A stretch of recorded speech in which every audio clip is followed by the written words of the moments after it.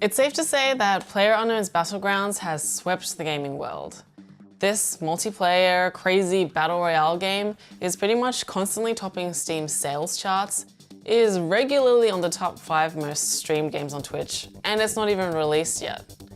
Despite this, there has been a budding esports scene. We've seen the likes of established teams like TSM, Team Liquid, Cloud9 FaZe, all those regular big names signing professional PUBG squads. Even so, what makes a successful game is very different to what makes a successful esport. So when ESL announced that they would be hosting a $200,000 PUBG Invitational, I was super curious how it would go. With over 20 teams invited, they had 80 players playing at once in the tournament. So, how did the event go? For a first ever PUBG LAN event, ESL reached some impressive heights. Their setup put about 80 players in private team cubicles all spread out on the floor.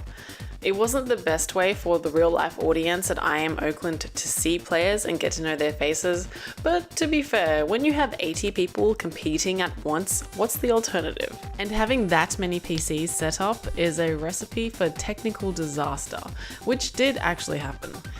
The tournament stream started an hour later than scheduled, but seemed to run smoothly after that. Whenever I checked, the Twitch stream numbers ranged from about 50,000 to 70,000. So not huge, but nothing to scoff at either. It showed at the very least that there was an online audience who were interested in watching competitive PUBG. I also wanted to see how the winning team would be chosen, because as anyone who plays PUBG knows, the game doesn't necessarily favour the most skilled player. I chatted to Fuzzface from FaZe to hear what he had to say about it. The format here is probably one of the better ones. It really rewards skills, and it still doesn't trump the placement. So I think it's a hard scale to balance, but I think this is a good one for sure. ESL ended up going with a point system that most players seemed pretty happy with, so we can conclude that the format mostly worked. So what didn't go down well? With 80 players on the field competing and only one stream to watch, another issue became clear to me quickly, which was how could observers follow the action? The challenge of moving the observer camera around to capture action was pretty clear, and the stream chat and the audience, they pretty much went in and called out how unhappy they were with the experience quite frequently.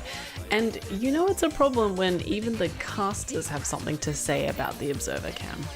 A great spectator experience is what helps to make the top games in esports so successful on a competitive level. League of Legends, CSGO, Dota 2, for all these games, people watching can easily see when someone has made a crazy impactful play, and the production crew controlling the camera can bring these hype moments to life on screen. These moments are what makes watching esports so enjoyable. But with 80 PUBG players on the field at once, things get challenging, right? It's pretty much guaranteed that a lot of these great moments will be missed. And the pacing of the games themselves is another issue. Not every moment of the game was exciting. In fact, the calmer moments pretty much outnumber the exciting hype plays by a long shot. So ESL's setup for the tournament at IM Oakland had the arena, and it was cut in half. In the middle there was a curtain to separate, so one half had the PUBG tournament and the other half hosted the CSGO one. And you could hear the noise between the two tournaments. It would come through the curtain sometimes, and it became quickly obvious which game was more hype, I guess. I mean, just by nature, CSGO has shorter rounds, it's more action-packed, whereas PlayerUnknown's Battlegrounds, it's more of a long burn, like a slow burn. But I think that's okay, you know, like by all means. I think of PUBG almost as like the baseball of esports, where it's like a longer burn, but there are still some exciting moments. So where to from here? To find out, I spoke to ESL Tournament Director Jonas Vikan about his thoughts on PUBG and whether they would continue to be hosting competitive PUBG tournaments in the near future. I think we chose PUBG here for this event because of the massive amount of attention the game has gotten. Obviously, there's already a huge community, lots of players, and it's all evolving very, very quickly into an esports. And that makes it very interesting for us to support the game, support the community, and host a tournament here. I think our experiences thus far, I mean, we're only halfway through Saturday, but I think our experiences with PUBG and the fan base thus far certainly warrants that we're going to explore holding more tournaments and supporting this game strongly in the future. All valid points, and let's not forget that CSGO took years and years to get to where it is today. By comparison, PUBG is not even officially released yet, and the game's coming out on Xbox One as well, which will further broaden its market. The creator of PUBG himself, Brendan Green, has also said that he had envisioned the Battle Royale format to be a spectator sport since his original mod.